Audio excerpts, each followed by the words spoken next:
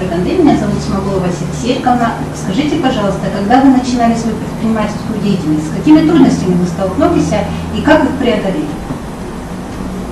Я уже столько лет в бизнесе, что, как сказать, тяжело вспомнить. Понятно, что бизнес – это постоянная борьба. В смысле, я считаю, что есть бизнесмены, которые относятся к тем годам, к тому периоду 90-х, когда начинали сами, находятся постоянно в бизнесе. Вот я сам постоянно нахожусь все время в бизнесе, как бы слежу сам на работе, никогда не пропускаю работу, все время прихожу сюда, и трудности они одни и те же, это как бы правильное общение с людьми, это персонал на кадровых составах. Самая главная, основная, я считаю, трудность, которая остается на протяжении вот этих всех лет, она как бы неуклонно идет за тобой, как бы ты от этой проблемы никогда не можешь. Меня зовут Анастасия Владимировна Кашкарева, я работаю библиотекарем. Меня интересует вопрос, какую роль играет книга в вашей жизни и какую бы вы рекомендовали книгу нашим читателям в настоящее время? Ну, я считаю, как в советское время нас хорошо учили, книга – это источник знаний, да, у нас без книги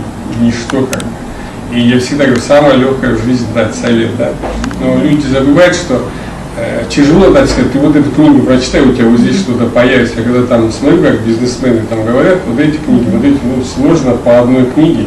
Книги – это более что-то фундаментальное. Если ты с детства ее читаешь, она к тебе закладывает отношения, да, вот в советское время нас учили хорошо. Книги нужно читать, и они как пластом откладываются, и потом тяжело сказать, какая книга на тебя повлияла. Конечно, мы можем там запомнить Анну Каренину, да, «Война» имеет там конкретно все, но какой из них герой на тебя что отложил отпечаток, потому что были периоды, когда я читал книги, допустим, все пошкольные, допустим, я в 6 классе знал, что будет в 10, да, я ее уже читал на каникулах в 6 классе, как бы книги там 8, 9, 10, Гидры Мопассан, «Милый друг», Густав Флобер, госпожа Б. Я все прочитал вне, там, находясь в школе, написать «Война и мир», там прочитать, ну это как бы, поэтому тут тяжело сказать, потому что в каждый этап определенный, там, 8-9 я читал «Жизнь пламенных революционеров», там, да, про Марата, вот как он там создавал, или Отто Войнович, да, по-моему, «Министры», там, вот эти вот все книги, поэтому тяжело сказать. Потом какой-то период я читал переводы с казахского, да, Сахи, Кочевник, Кровь и пот. Конечно, могу сказать, читайте книги, но какую книгу, это уже по интересам, допустим, современно они предлагают, вот я беру книги, вот, допустим, Фредерика Форсайта, вы все знаете, да, там, «День шакала», Марио Пьюза, «Крестный отец», там, да, ну, все знают, потому что есть фильмы, это кто Марио Пьюза не знает, ну, я не знаю. Есть современные, если я беру книги, допустим, современные, вот, я, допустим, не знал, там, в советское время, Жан-Кристоф Гранже, кто такой, ну, я вот читаю отзывы, смотрю, да, великолепный триллер, это захватывающая история, овеянное дыхание, приключения, роман. Я беру вот здесь, как бы, вот отзывы, видите, кто дал отзывы. Здесь, как бы, все написано, там, что как. Поэтому я беру уже книги, которые, как сказать, большим тиражом выпускаются, да, вот, допустим, есть у Питера Джеймса, книги мне нравятся, вот он, более там 16 миллионов, да, ну что мне еще надо, как бы, читать то, что народу нравится, я как бы беру и читаю. Там, в советское время мы читали вот Ян, там, «Путь последний мой», там, Чингисхан, Баты, да, у них книги. У Калашникова были, я помню, книги.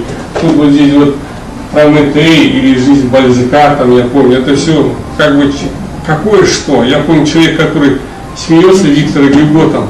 Ну, в советское время я в интернете учился, и преподаватели, они нам давали книги, но тем ребятам, которые много читают и хорошо читают. Вот мы ее в газету заворачивали, эту книгу, книги были дефицит, да, и когда я первый раз уже пошел в бизнес и начал работать, я помню, что я на орбите покупал книги, они стоили 3 рубля, и килограмм яблок стоил 3 рубля. Представляете, да, я только стоял дочери яблок купить или книгу себе. И вот я брал ей яблоки, килограмм, себе книгу, там, когда зарабатывать начал что-то.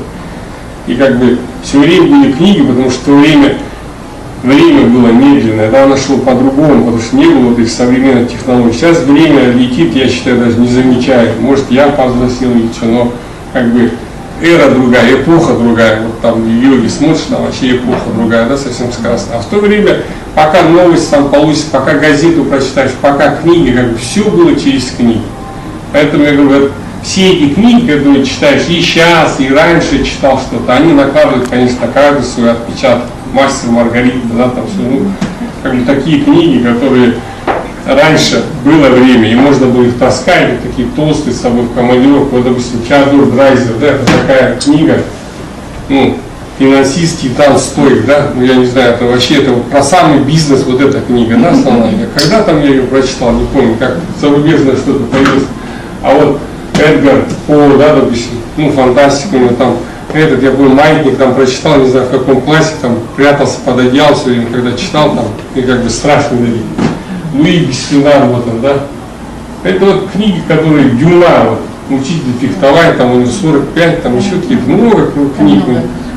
Они все что-то, они как бы помогают отобрать доброе, понять человека, что доброе, что злое, да, что, как себя вести. Когда читаешь книгу, ты там видишь, наверное, там, как бы ты бы не поступал, все время какие-то отрицательные герои тебе не нравятся.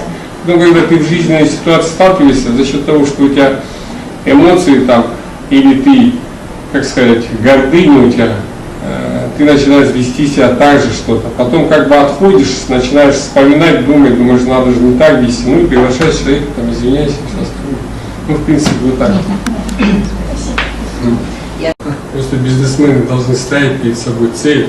Я всегда говорю, цель превращает существование человека в жизнь. Человек поставил цель и идти. Ну, остальное. Если я вот говорю, вот у меня, представляете, книгам вызов, там, электронная книга, да, я в самолет сел, я уже такую книгу стараюсь не брать, потому что для зрения полезно, света нет в самолете, и она мне позволяет спокойно читать, она сама восстанавливает яркость и все остальное. Я спокойно сижу, зарядил ее, и на всю командировку у меня книги есть.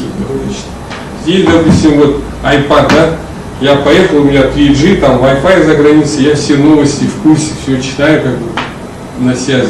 Поэтому человек, когда идет в бизнес, он должен думать, что прежде всего это, я говорю, это самое главное, это человеческий потенциал. Человеческий потенциал, это, конечно, знание,